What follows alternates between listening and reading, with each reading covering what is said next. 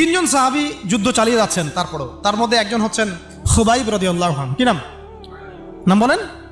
খুবাইব রাদিয়াল্লাহু আনহু। খুবাইব রাদিয়াল্লাহু আনহুকে এক পর্যায়ে মানে আর কতক্ষণ পারা যায়, 100 জন ঘিরে ফেলছে, আমরা 10 জন, 7 জন শহীদ হয়ে গেছে, 3 জন বাকি আছে, কতক্ষণ পারা যায়? তো তারা বললো যে তোমরা পাহাড় থেকে নেমে আসো, তোমাদেরকে ছেড়ে দিব। 3 জন মাশওয়ারা করছেন, না নামা যাবেন, নামলে কিন্তু ওরা আমাকে ধরে ফেলবে। তারপরে বাধ্য হয়ে এক পর্যায়ে নামতে হয়েছে। নামার সাথে সাথেই একজনকে তারা মেরে ফেলছে, বাকি 2 জনকে তারা মক্কায় বিক্রি করে দিয়েছে। ওই মক্কার 2 জনের মধ্যে একজন হচ্ছেন খুবাইব রাদিয়াল্লাহু আনহু। কি নাম? খুবাইব রাদিয়াল্লাহু আনহু। আরেকজনের নাম আসিম রাদিয়াল্লাহু আনহু। আসিম রাদিয়াল্লাহু আনহু। আসিম রাদিয়াল্লাহু আনহুকেও তারা হত্যা করেছে এবং তার লাশটাকে বিকৃত করার চেষ্টা করেছিল। কিন্তু আসিম রাদিয়াল্লাহু আনহু ওই সময় দোয়া করেছিলেন, আল্লাহ আমার লাশকে কোনো কাফেরের হাতে বিকৃত হতে তুমি দিও না। যুদ্ধ করতে করতে কথাটা বলেছেন, কারণ তিনি বুঝতে পারছেন যে 100 জন ঘিরে ফেলছে। ওদের একটা ট্রেডিশন ছিল লাশ বিকৃত করা, যে আল্লাহ আমার লাশটাকে তুমি কোনো কাফেরের হাতে বিকৃত করতে দিও না।